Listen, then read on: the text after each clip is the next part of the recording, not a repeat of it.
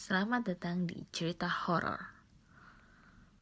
Kalian tahu gak sih, gunung itu gak cuma soal pemandangan yang indah, sama sunrise yang bikin orang pada kagum.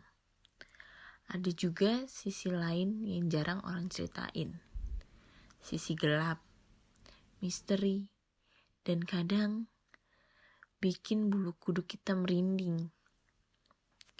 Gunung Arunika, salah satu gunung di Jawa Timur yang dikenal cantik, tapi di balik keindahannya ada cerita-cerita aneh.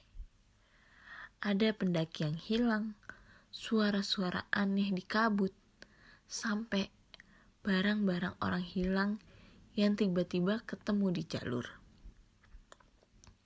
Cerita kali ini tentang 4 orang sahabat yang naik gunung bareng. Harusnya jadi pendakian biasa, penuh tawa, tapi malah berubah menjadi mimpi buruk. Mereka berempat, Danu, Dimas, Lintang, dan Sari. Udah kenal lama, sahabatan sejak SMA. Setiap tahun mereka bikin tradisi naik gunung bareng. Sekedar buat ngilangin stres, kerjaan, dan nostalgia masa muda. Tahun ini mereka memilih Gunung Arunika. Sebelum berangkat, sempat ada yang nyinggung soal mitos. Katanya ada banyak pendaki yang hilang di gunung ini. Ada juga yang dengar suara manggil namanya dari kabut. Ada juga yang katanya tersesat di jalur yang gak pernah ada di peta. Tapi Danu yang jadi leader cuma nyengir. Ah, itu mah cerita doang. Semua gunung ada mitosnya. Yang penting kita jangan sompral.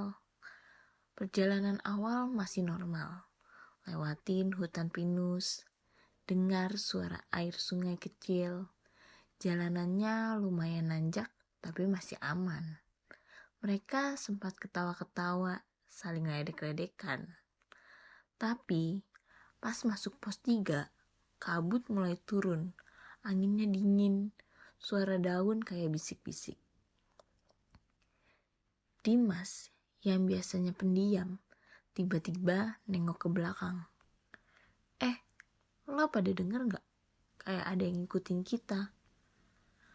Akhirnya mereka berhenti sebentar. Sepi, jalur kosong, gak ada siapa-siapa. Danu cuma angkat bahu. Palingan juga pendaki lain. Udahlah, lanjut aja yuk. Tapi dari situ suasana udah gak seceria tadi.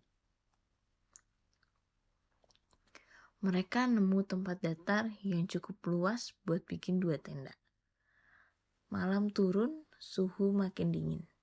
Sari masih kelihatan waspada. Dari base camp dia inget banget ada papan peringatan gede. Hormatilah alam, jangan ambil apa-apa, jangan tinggalin apa-apa, jangan jawab panggilan dari kabut. Pas lagi makan malam, mie instan, mereka dengar suara langkah kaki muter-muter di sekitar tenda. Lintang bisik, ada orang ya? Danu keluar bawa senter, muter-muter. Gak ada siapa-siapa. Hutan gelap gulita, kabut makin tebal. Begitu dia balik ke tenda, tiba-tiba mereka semua jelas dengar suara itu.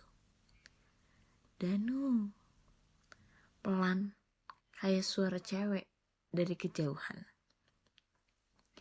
Sari langsung pucet. Kalian dengar kan? Iya, tapi jangan dijawab.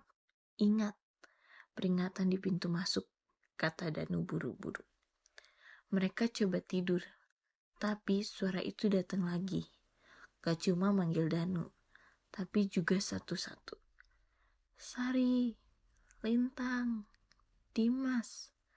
Gimana coba mau tidur kalau digituin? Besoknya mereka tetap lanjut naik. Tapi anehnya, jalur yang biasanya jelas tiba-tiba bercabang dua. Lintang kaget. Lah, kok bisa? Kemarin gak ada cabang kayak gini. Danu mutusin ambil jalur kiri, soalnya kelihatan lebih jelas. Mereka jalan lama, tapi anehnya malah nyampe di padang rumput luas yang gak ada di peta. Di tengah padang itu ada satu pohon gede banget. Dimas nyengir kaku. Setahu gue jalur resmi gak lewat sini deh. Mereka deketin pohon itu dan nemu sesuatu yang bikin semua merinding. Carrier tua udah sobek penuh lumpur. Sari ambil dompet dari dalam carrier itu. Isinya KTP basah. Tulisannya masih kebaca. Bagas Santoso. Astaga, ini kan nama pendaki yang hilang di Arunika 3 tahun lalu. Gue pernah baca beritanya. Mereka saling tatap. Hening. Angin tiba-tiba kencang. Pohon berderak. Lalu ada suara lagi. Pulanglah. Ketakutan makin jadi. Mereka mutusin balik ke jalur utama. Tapi pas jalan, Lintang berhenti. Tunggu. Gue dengar suara orang minta tolong. Sari panik, pegang tangannya. Jangan, Tan. Itu pasti... Tapi Lintang udah keburu lepas dan lari ke arah semak-semak. Suara minta tolong itu makin terdengar jelas. Mereka bertiga ngejar, teriak manggil nama Lintang. Tapi pas nyampe gak ada siapa-siapa. Hanya tanah becek, semak basah, kabut makin tebal. Lintang hilang, Sari nangis, Dimas marah ke Danu. Lo kan leader, kenapa biarin dia pergi? Gue juga kaget, Dim, kita harus cari dia. Mereka cari berjam-jam tapi nihil. Suara Lintang gak ada.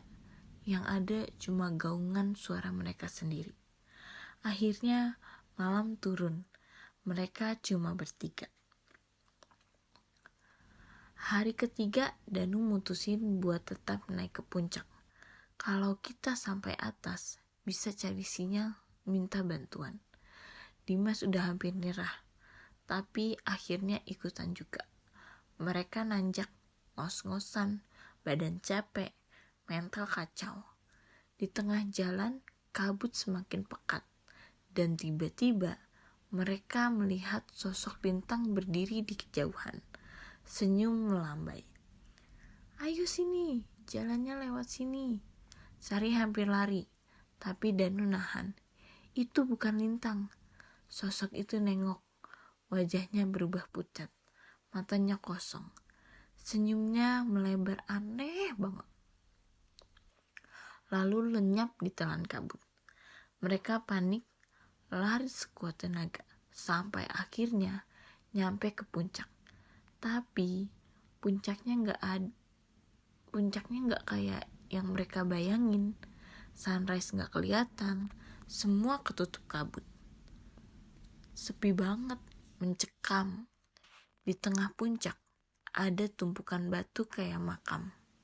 Dan di atasnya tergantung syal merah punya Lintang.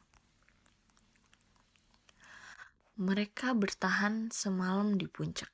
Suara-suara aneh datang lagi. Lebih jelas, lebih dekat. Ikut kami, ikut kami. Sari udah gak kuat. Dia menutup telinga. Nangis histeris. Danu cuma bisa memeluknya. Berusaha menenangkan. Padahal dirinya sendiri juga takut setengah mati. Besokannya mereka maksa untuk turun. Rasanya kayak jalan di mimpi buruk. Jalur asing, langkah berat, berkali-kali hampir nyasar.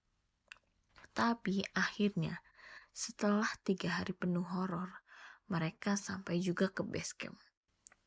Tapi cuman bertiga. Lintang gak pernah balik. Tim SAR sempat cari berminggu-minggu. Hasilnya nihil. Yang mereka temuin cuma syal merah milik Lintang di puncak.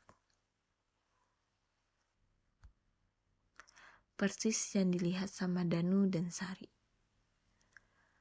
Tahun-tahun berlalu, tapi kejadian itu masih menempel di kepala mereka.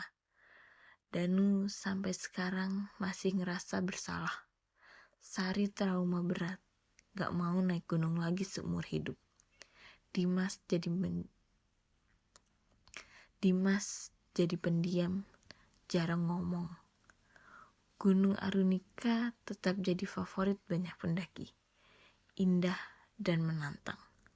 Tapi buat mereka bertiga, gunung itu menyimpan luka. Luka yang gak pernah sembuh.